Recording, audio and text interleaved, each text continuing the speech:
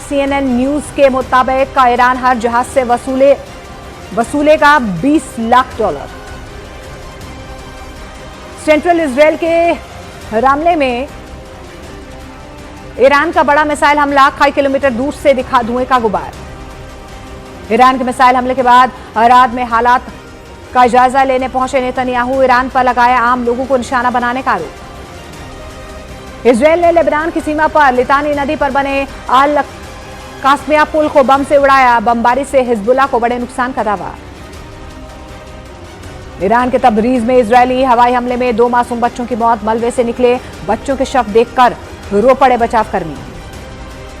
Arad में ईरानी missile के हमले से तबाही के बाद पीड़ितों से मिले नेतन्याहू। लोगों को शेल्टर का इस्तेमाल करने की सलाह दी। जंग के बीच हॉर्मुज़ स्ट्रेट पहुंचा ईरान का एक रिपोर्टर। समंदर में इंजन बंद कर खड़े जहाजों की दिखाई तस्वीरें। ईरान ने लॉन्च की मिसाइल और ड्रोन हमलों की 74वीं लहर। ऑपरेशन टू प्रॉमिस 4 में अमेरिका और इजराइल को भारी नुकसान का दावा। अमेरिका ने जारी की ईरान के बैलिस्टिक मिसाइल ठिकाने की तबाही की तस्वीरें। हमले के बाद मलबे में तब्दील नजर आई मिसाइल फैक्ट्री। तेल अवीव के ब्लूमफील्ड स्टेडियम में गिरा ईरान का क्लस्टर बम। दर्शकों के बैठने वाली जगह में हुआ नुकसान। इजराइल ने लेबनान के सीमावर्ती गांव को दी बड़ी चेतावनी। गजा और रफाह जैसी तबाही लाने का दावा किया। लेबनान में हिजबुल्लाह के ठिकाने पर इजराइल का बड़ा हवाई हमला। हिजबुल्लाह के 9 आतंकियों को मारने का दावा। हॉर्मुज़ स्ट्रेट में सुरक्षा को लेकर ट्रंप का बड़ा प्लान। ईरान को काबू में करने के लिए हॉर्मुज़ के पास कुछ द्वीपों पर कब्जा कर सकते हैं यूएस मरीन कमांडोज। तेल अवीव की आयलोन स्ट्रीट पर ईरान का मिसाइल अटैक। ईरानी मीडिया ने जारी किया हमले का वीडियो। बड़े नुकसान की खबर नहीं। इजराइल की न्यूक्लियर साइट डिमोना और अराद की तबाही की ड्रोन तस्वीरें आई सामने। आईडीएफ ने माना ईरान ने लॉन्ग रेंज मिसाइल से हमला किया। अमेरिका ने खारिज किया F-15 लड़ाकू विमान गिराने का ईरान का दावा। कहा अब तक 8000 से ज्यादा सुरक्षित उड़ान भर चुके हैं अमेरिकी विमान।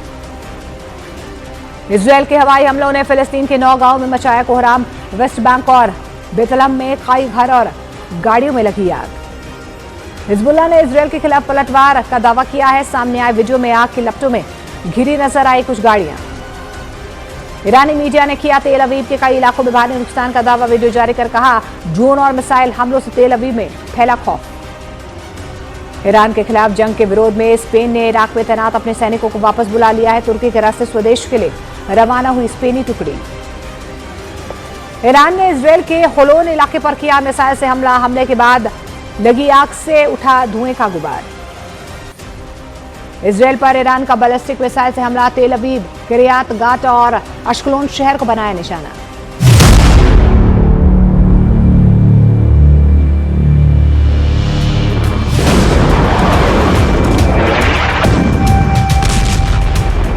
इजरायली फोर्सेस या यूएस फोर्सेस एनर्जी सेक्टर को निशाना बनाते हैं तो ईरान की तरफ से भी एनर्जी सेक्टर को ही निशाना बनाया जाता है।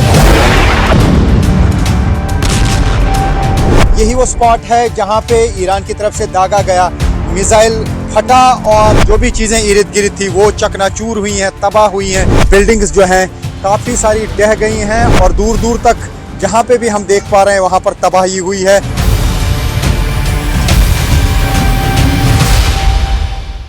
और इस बीच आपको बता दें ईरान में यूएस इजराइल के खिलाफ प्रदर्शन हो रहे हैं। ईरान के अलग अलग शहरों में सड़कों पर लोग उतरे हैं। यूएस इजराइल के जारी हमलों का यहां पर विरोध किया जा रहा है।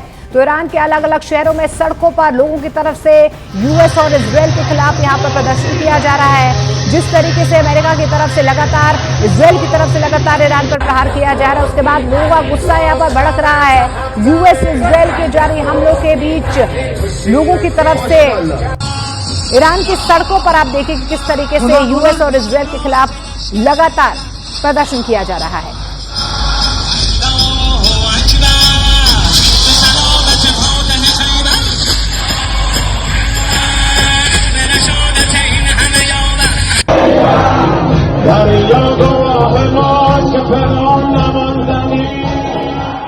और इजराइल के अराद शहर में ईरान की बैलिस्टिक मिसाइलों ने भारी तबाही मचाई है। न्यूज़ 18 इंडिया की टीम ग्राउंड जीरो पर मौजूद है, जहां से बहुत ही भयावह तस्वीरें जो हैं वो सामने आ रही हैं। पूरे इलाके में कई इमारतें मलबे में तब्दील हो चुकी हैं। हर तरफ तबाही का मंजर नजर आ रहा है। इस हमले में 150 से ज्यादा लोग घायल बताए जा रहे हैं। रेस्क्यू ऑपरेशन लगातार जारी है, घायलों को अस्पताल पहुंचाया जा रहा है। न्यूज 18 इंडिया के रिफत अब्दुल्ला की एक्सक्लूसिव ग्राउंड रिपोर्ट देखिए। न्यूज 18 इंडिया की टीम पहुंची है अर्द में, उस जगह पर जहां पर बैलिस्टिक मिसाइल गिरा है। ईरान की तरफ से जो बैलिस्टिक मिसाइल दागा गया, ये आप देख सकते हैं क्या हाल यहाँ पे हुआ है। यही वो एग्जैक्ट स्पॉट है, लेकिन इर्द गिर्द इतनी तबाही हुई है कि जिसे अल्फाज में बयां करना मुश्किल है। मैं दिखाने की कोशिश करूंगा आपको इर्द गिर्द क्या हुआ। ये जो आप बिल्डिंग्स देख रहे हैं, ये सब तबाह हो चुकी हैं और इर्द गिर्द तकरीबन 1 किलोमीटर के एरिया का हाल। तो ये वो जगह है जो डायरेक्ट हिट हुई है, यानी इसी पे मिसाइल गिरा है। और ये इर्द गिर्द देखिए मिसाइल गिरने के बाद क्या हाल हुआ है। ये अर्द है, डमोना में भी काफ़ी तबाही हुई है। और ये वो जगह है जहाँ पर करीब 150 लोग घायल हुए हैं और उनमें से 10 की हालत गंभीर बताई जा रही है। जो दूर दूर तक का एरिया है, तकरीबन 1 किलोमीटर का एरिया, वहाँ पर यही हाल हुआ है। सब कुछ तबाह हो चुका है, सब कुछ यहाँ पे बिखर चुका है, क्योंकि ईरान की तरफ से अब ऐसे मिसाइल्स का इस्तेमाल किया जा रहा है जो यहाँ एयर डिफेंस सिस्टम को इवेड कर रहे हैं। एयर डिफेंस सिस्टम काम ही नहीं कर पाया और ये मिसाइल का डायरेक्ट हिट यहाँ पे लगा। हालांकि इंटरसेप्टर्स निकले थे एयर डिफेंस सिस्टम से, लेकिन वो इन मिसाइल्स को नहीं गिरा पाए, ना ही डमोना में जो गिरा और ना ही जो यहाँ अर्द में गिरा। तो उसी वजह से आप देख सकते हैं यहाँ पे किस तरीके की तबाही हुई है। यहाँ पे अभी भी रेस्क्यू ऑपरेटर्स हैं और साथ ही ADF के लोग भी हैं। आप देख सकते हैं कि यहाँ पे स्नाइपर डॉग्स को भी लाया गया है कि हो सकता है कि कोई अभी भी मलबे के नीचे मत हो, इसीलिए स्नाइपर डॉग्स को लाया जा रहा है ताकि यहाँ पे पूरी तरह से सर्च ऑपरेशन किया जा सके। तो ये इस वक्त है हाल इसराइल के अर्द एरिया का। अर्द एरिया वो इलाका है जो डमोना के साथ में है, लेकिन ये पूरा इलाका जो है इसके इर्द गिर्द ही न्यूक्लियर साइट्स हैं। हो सकता है ईरान की तरफ से न्यूक्लियर साइट्स को ही निशाना बनाया गया हो, लेकिन वो मिसाइल किसी और जगह पे गिरे इसी एरिया में, तो उसका मतलब है कि पूरा थ्रेट अब इसराइल को लग रहा होगा और इसराइल के लिए अब चिंता ज़रूर बढ़ गई होगी। तो ईरान की तरफ से मिसाइल दागने का सिलसिला लगातार जारी है। जिस तरीके से इसराइली फोर्सेस और US फोर्सेस ईरान पे अटैक कर रहे हैं, अब लग रहा है उसी तरीके से, उसी अंदाज से ईरान भी अब हमले कर रहा है। बताया जा रहा है कि 500 किलो से ज़्यादा एक्सप्लोसिव इस मिसाइल में होता है जो ईरान की तरफ से दागे जाते हैं। क्लस्टर बॉम्ब्स का भी इस्तेमाल किया गया। यहाँ पे हम देख पा रहे हैं कि कभी कभी आसमान में जब मिसाइल देखने को मिलता है तो उसके बाद छोटे छोटे बॉम्ब भी देखने को मिलते हैं काफ़ी सारे। तो वही है जो क्लस्टर बॉम्ब है और उसकी वजह से अलग अलग जगहों पे तबाही हो जाती है। लेकिन यहाँ पे पूरी तरह से कंप्लीट जो बैलिस्टिक मिसाइल है वही डायरेक्ट हिट कर गया और उसकी वजह से यहाँ पे सब कुछ तबाह हो चुका है।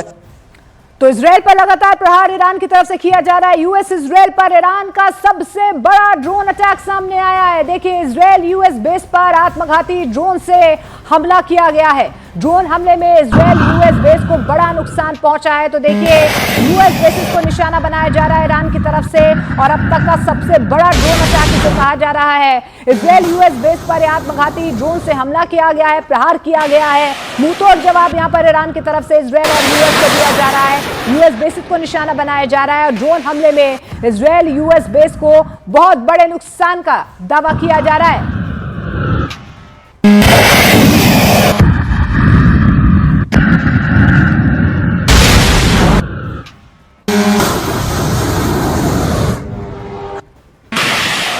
और इस बीच आपको बता दें, ईरान के इस्लामिक रिवॉल्यूशनरी गार्ड कॉर्प्स यानी कि IRGC ने अमेरिकी राष्ट्रपति डोनाल्ड ट्रंप को कड़ी चेतावनी दी है और कहा है कि अगर अमेरिका तेहरान की ऊर्जा सुविधाओं पर हमला करता है तो वो हॉर्मुज को पूरी तरह से बंद कर देगा। ये चेतावनी ट्रंप की ओर से ईरान को हॉर्मुज खोलने के लिए 48 घंटे का अल्टीमेटम दिए जाने के कुछ ही घंटों के बाद आई है।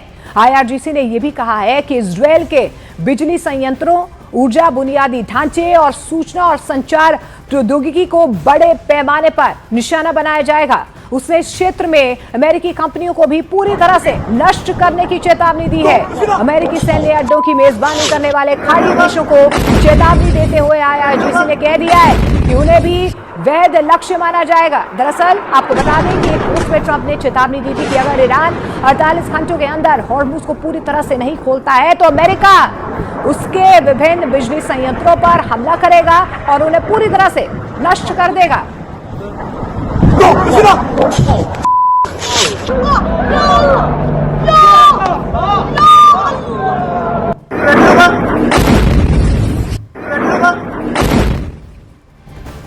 और देखिए यहाँ पर इस बीच डोनाल्ड ट्रंप की तरफ से नेटो देशों को फटकार लगाई गई है। एक बार फिर से फटकार लगाते हुए ट्रंप यहाँ पर नजर आ रहे हैं। युद्ध में नेटो देश कुछ नहीं कर रहे हैं। नेटो देशों का रवैया बेहद शर्मनाक है। ये डोनाल्ड ट्रंप की तरफ से बयान सामने आया है। तो एक के बाद एक बार बार जो है नेटो देशों के समर्थन की मांग यहाँ पर डोनाल्ड ट्रंप की तरफ से की जा रही है, क्योंकि जिस तरीके से स्ट्रेट ऑफ हॉर्मुज में इस वक्त संवेदनशील गतिविधियां बनी हुई है, उसको लेकर एक बार फिर से नेटो देशों को फटकार लगाई है डोनाल्ड ट्रंप ने।